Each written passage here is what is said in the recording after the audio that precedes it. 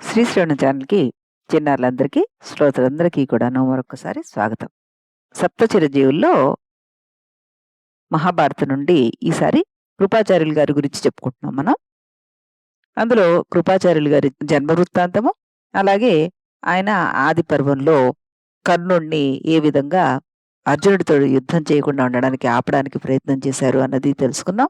విరాట పర్వం దగ్గరికొచ్చేసరికలా ఏం జరుగుతోందో చూద్దాం. కృపాచార్యుడు దుర్యోధనుడికి సలహా ఇచ్చి హితోపదేశం చేయడం అన్నది ఇందులో మనం ముఖ్యంగా గమనించాల్సిందనమాట. అజ్ఞాతవాసముగా జీవనాన్ని గడుపుతున్న పాండవుల్ని గుర్తించదలిచి దుర్యోధనుడు సమాలోచన చేయగా, అంటే అజ్ఞాతవాసం చేస్తున్న పాండవుల్ని గుర్తించేస్తే గనక వాళ్ళని గుర్తుపెట్టేస్తే వాళ్ళు మళ్ళీ ఇంకొక 12 ఏళ్ళు వనవాసానికి వెళ్ళిపోవాలి. కాబట్టి దానికి ఏం చేయొచ్చు, ఎలా వాళ్ళని గుర్తించడం అన్నది ఆలోచిస్తున్నట్ట. అప్పుడు భీష్ముడు తన మనోభిప్రాయం చెప్పేశారు. తర్వాత కృపాచార్యులు వారు కూడాను ఈ విధంగా అన్నారు. "ఓ దుర్యోధన, భీష్ముడు పాండవులను గురించి ఉపపత్తులతో కూడినదేను కాలమునకు తగిన మాటలు పలికారు. ఆయన చక్కగా చెప్పారు అన్నీ కూడాను. అది ధర్మార్థములతో కూడి సూటిగా ఉంది. అందులో భ్రాంతికి అసలు తావే లేదు. మిక్కిలి యోగ్యమైనది. ఈ విషయం నా మాట కూడా నువ్వు విను" అంటూ ఆయన దుర్యోధనుతోటి ఇలా చెప్పాడు. ఏమని? "దుర్యోధన, పాండవుల స్థితిగతుల్ని చారులతో తెలుసుకో. ఇప్పటికీ మనకి ఏది హితమోగో ఆ నీతిని ప్రయోగించాలి. అంతేకాదు నాయనా, మేలు కోరినవాడు శత్రువు సామాన్యుడైనను వాడిని చులకన బుద్ధితో చూడకూడదు మనం. అలాంటి విషయంలో ఇంకా సర్వాస్త్రములలో ఆరితేరిన పాండవుల గురించి చెప్పాలా? అందువల్ల పాండవులు మారు వేషాలతోటి గుట్టు తెలియరాకుండా ఉన్నారు. వాళ్ళు ప్రతిజ్ఞ చేసిన కాలం అయిపోవచ్చేసింది. తస్మాత్ సత్రం ప్రవిష్టేషు పాండవేషు మహాత్మసు గూఢభావేషు ఛన్నేషు కాలే చోదయమాగతే. మన రాష్ట్రమునందు, మన మిత్రుల దేశములందు మన బలం ఎంతటితో చక్కగా తెలుసుకోవాలి మనం ముందు. అజ్ఞాత కాలం ముగిసిన తర్వాత పాండవులు పైకొస్తారు. సందేహం లేదు. ప్రతిజ్ఞలు తీర్చుకున్న పాండవులు గొప్ప బలము, గొప్ప ఆత్మశక్తి కలవారు కనుక అప్పుడేం చేయాలి మనం? సేనను, ధనకోశాన్ని, నీతిని చక్కగా అమర్చుకోవాల్సి ఉంటుంది. ముందు మనం యుద్ధానికి ఎలాగో సిద్ధం కావాలి కాబట్టి ఇవన్నీ సమకూర్చుకోవాలి మనం. యుద్ధం వచ్చి పడిన తర్వాత వారితో తలపడొచ్చు. పాండవులకు అభివృద్ధి కాలం వస్తే వారితో సంధి చేసుకోవచ్చు. నాయనా దుర్యోధన, మన మిత్రులు అందరిలో వారు బలవంతులైనను, దుర్బలులైనను ఆ సంగతి పక్కన పెడితే నీ బలం ఎంతో నువ్వు నీ బుద్ధితో దృఢంగా తెలుసుకో. అంతేకాకుండా ఎక్కువ తక్కువలు సమస్థితులు గల బలాన్ని చక్కగా ఎరిగి అనురాగ ద్వేషాభావాలను గుర్తించి మనం పరులతోటి తలబడాలి. శత్రువులను సామము, దానము, భేదము, దండము అనే పద్ధతులతో స్వాధీనం చేసుకుని అంతగా బలం లేని వారిని బలంతో లొంగదీసుకుని, మిత్రులను మంచి మాటలతో వశపరుచుకొని, సేనను సుముఖం పలుకరిస్తూ ఉండాలి. ఇలా ధనాగారాన్ని, సేనను బాగా పెంచుకున్న వాడై జయాన్ని పొందాలి. ఇలా అయితే ఎంతటి బలవంతులైన శత్రువులు వచ్చి పడ్డా కూడాను, వారు సేనావాహనములు లేని పాండవులే కాని, ఇతరులే కాని వారితో యుద్ధం చేయగలం మనం అప్పుడు. ఇవన్నీ సమకూర్చి పెట్టుకుంటే. కావున నీ ధర్మాన్ని అనుసరించి ఓ మహారాజా, ఒక కర్తవ్యంను కాలమునకు యోగ్యమైన దానిని నిర్ణయించి చిరకాలము సుఖంగా ఉండగలం మనం అని చెప్పి ఇదో చెప్పాడాయన. అంటే నువ్వు ముందు వాళ్ళెక్కడున్నారో వాళ్ళని పసిగట్టేద్దాం, వాళ్ళని వెనక్కి పంపించేద్దాం అని ఆలోచించకు. వాళ్ళు తెలివిగా 13 ఏళ్ళు గడిపేసుంటారు. వాళ్ళు బయటికి ఎప్పుడైనా రావచ్చు. వచ్చినప్పుడు నూతన ఉత్సాహంతో వస్తారు. డెఫినిట్‌గా యుద్ధానికే వస్తారు.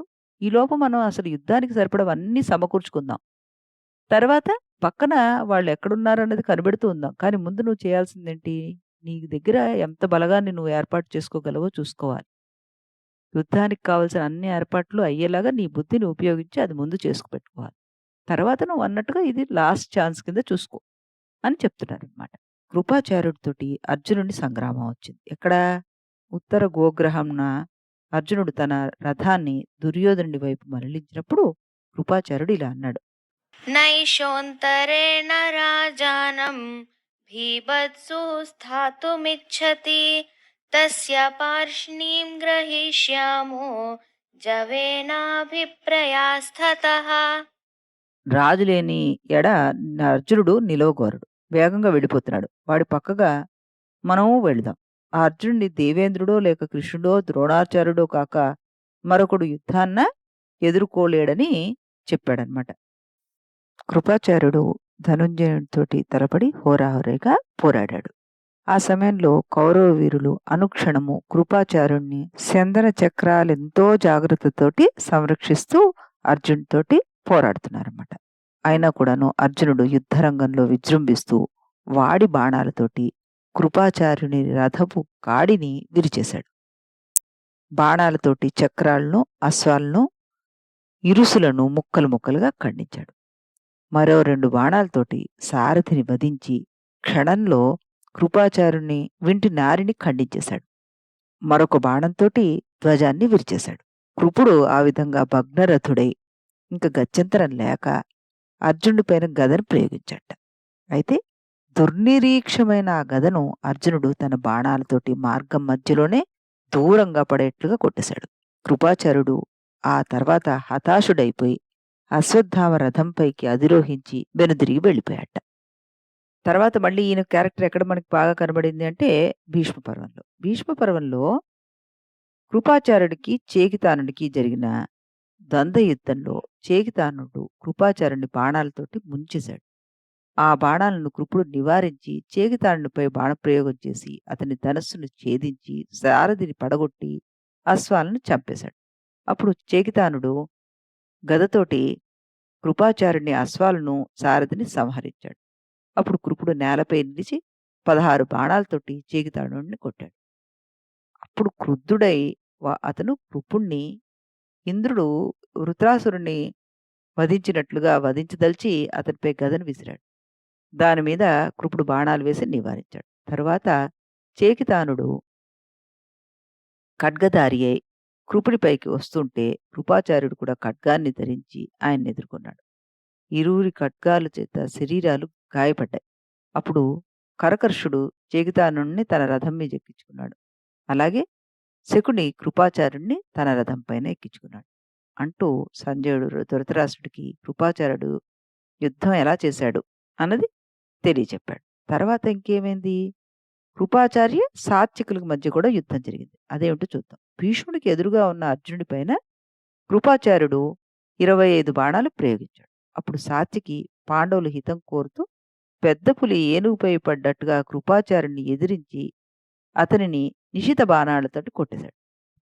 ఈ విధంగా యుద్ధాలలో కృపాచార్యుడి పాత్ర మనకు కనబడుతుందన్నమాట. కృపాచార్యుడు తర్వాత సహదేవుడితోటి కూడా యుద్ధం చేశాడు.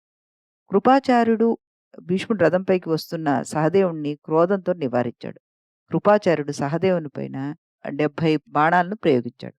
అతడు కృపాచార్యుని ధనస్సుని ఛేదింపగా మరొక ధనస్సు తీసుకుని సహదేవుని ఎదపైన 10 బాణాలు వేసి కొట్టేశాడు. అతడు కూడా కృపాచార్యుని ఎదపైన కొట్టాడు. భీష్ముడిని రక్షించడానికి కృపాచార్యుడు సహదేవునితోటి హోరాహోరీగా పోరాడాడు అన్నది ఇక్కడ మనకి ద్యోతం అవుతోందన్నమాట. ఇంకా అతను ఎలాంటి యుద్ధం చేశాడు, ఏమేం జరిగాయి, ఇవన్నీ కూడా మనం నెక్స్ట్ ఎపిసోడ్లో తెలుసుకుందాం. అంతవరకు సెలవు.